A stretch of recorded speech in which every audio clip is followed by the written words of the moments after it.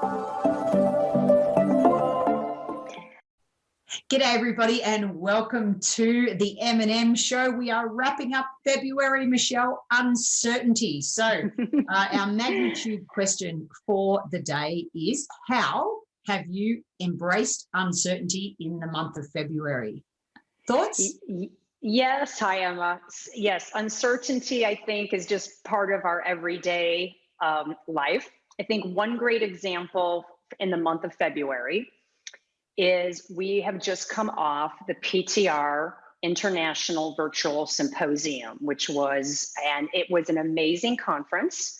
They did a wonderful job virtually. They had the largest audience, I think, that they've ever had in the history. And I was honored to be a presenter just like yourself. And you and I both had the opportunity to present a master class.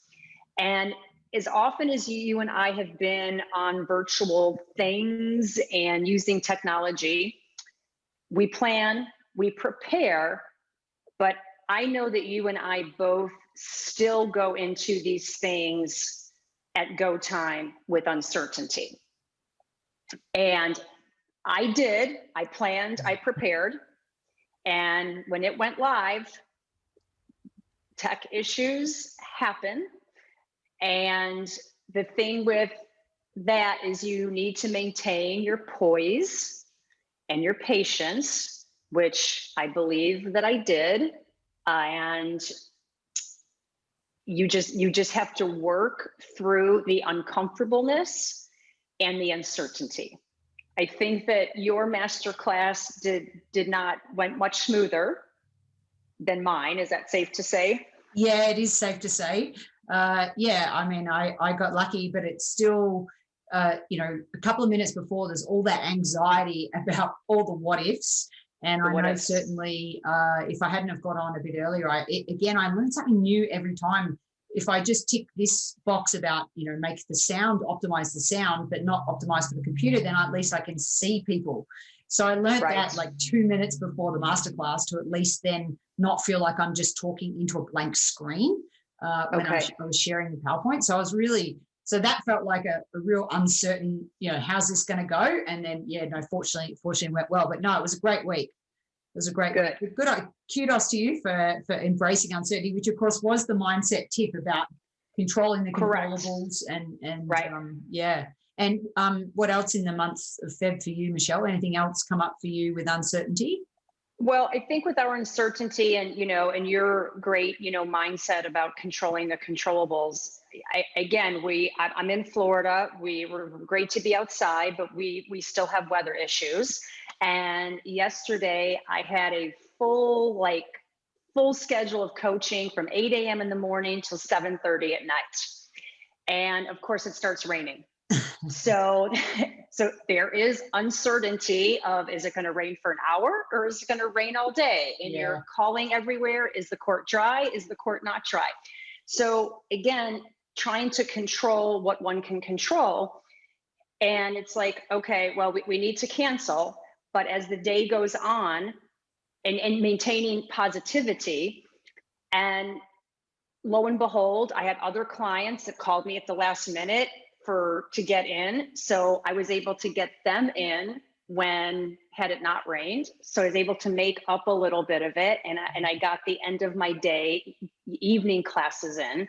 So it still worked out good in the uncertainty of weather, which we all deal with. Yeah. How about you? What uncertainty challenges have you had this month? Yeah, I think one thing on a much sort of deeper scale for me is just how much I'm missing home right now with the Australian Open being on, and it's as I've mentioned, it's the first one I've missed since 1988. So that's I'm enjoying watching it on the box, but of course I wish I was there. But one thing that really comes up is the uncertainty of the lockdown situation. So a lot of the players having to go into lockdown and not being able to prepare as best they can.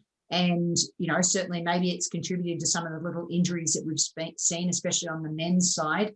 And then also on the women's side, big shout out to Jen Brady, Yeah. for the way her mindset was during that quarantine. Everything, I don't know her, but what I've read in the papers and on her social media is that, hey, you know what, we did the best we can with a makeshift gym, and just embraced the uncertainty of having to be in that lockdown period. I know Victoria's just come out of another heavy 5-day lockdown, and it's so different to what's happening here in the States at the moment with the numbers. So I think all that is just so uncertain, and I think there's a lot of lessons there for the players, and how you can't always control that practice quarter or that practice time. And so for me, this uncertainty of when am I going to go home next is really quite real. So I've had to embrace that this month, not knowing when my green card visa might come through, and not wanting to leave the country in case I can't get back in. So there's lots of those that have been swirling, I think, in February for me, but really excited about even doing a webinar on embracing anxiety. Don't believe everything you think, because I think what happens is we have this buildup of anxiety when things are out of our control. And so I'm excited that, that webinar, just really helping, especially student athletes, really embrace anxiety. So, because we can't, what happens if we try and push it away, or we try and push away the uncertainty, what happens? It was a bit like when I was trying to do your energy movement, the ankle stability with my eyes closed reminds me of what can happen when we don't sort of embrace the uncertainty and learn how to cope with the anxiety through practical strategies. But thank you for that. I really enjoyed, and I'm sure people could relate who also gave it a go, that usually, one ankle is better than the other in knowing your body. Certainly I'm rehabbing my hamstring still. So I found, my left leg was just so much easier, even closing my eyes, than my right leg. Interesting. Yeah. And can we close the gap between the imbalances we have on right and left sides from a training perspective? So it doesn't matter if you're a professional athlete or just a regular person. It's, can we improve our daily active living through training? So, well, we hope that you've enjoyed our new format. Please give us feedback.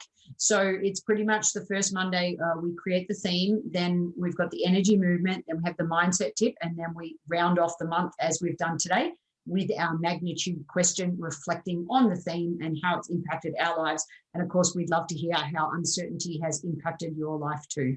So that's us signing off the M&M Show. Thank you so much, Michelle. It's always a pleasure to hang out with you. And we'll say bye-bye February.